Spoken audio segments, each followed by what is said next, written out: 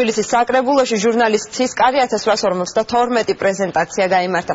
პროექტი დედაქალაქის მთავრობის მხარდაჭერით და პატრიარქის ლოცვა კურთხევით განხორციელდა. ჟურნალის ხელახალი გამოცემის მიზანი კვლავ განათლების დონის ამაღლება და ქართული მწერლობის პოპულარიზაცია. ცისკარი გიორგი ერისთავმა დააარსა და პირველი ნომერი სწორედ 1852 წელს გამოიცა.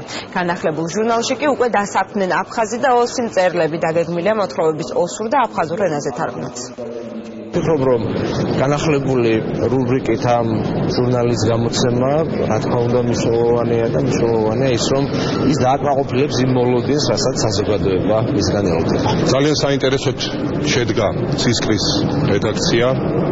მის შემადგენლობაში ჩვენ შევიყვანეთ ჩვენი თანამოძმენი აფხაზი და ოსი კოლეგები, ლიტერატორები, რაღაცა ნაწილი ცისკრისა აფხაზურ და ოსურ ენებზეც უნდა ითარგმნოს. მათ უნდა იგრძნონ, რომ ისინი არიან ჩვენი თანამოქალაქეები, ჩვენი თანამოაზრეები. ცისკარი აღდგა, ცისკარი განახლდა როგორც ფორმით, ისე შედარებრივად.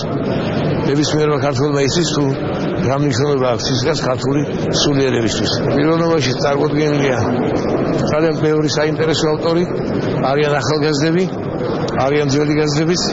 ჩვენი მიზანი ერთგვარი შემაერთებელი ხიდის როლი ვითამაშოთ, ძველ და ახალ თაობას შორის.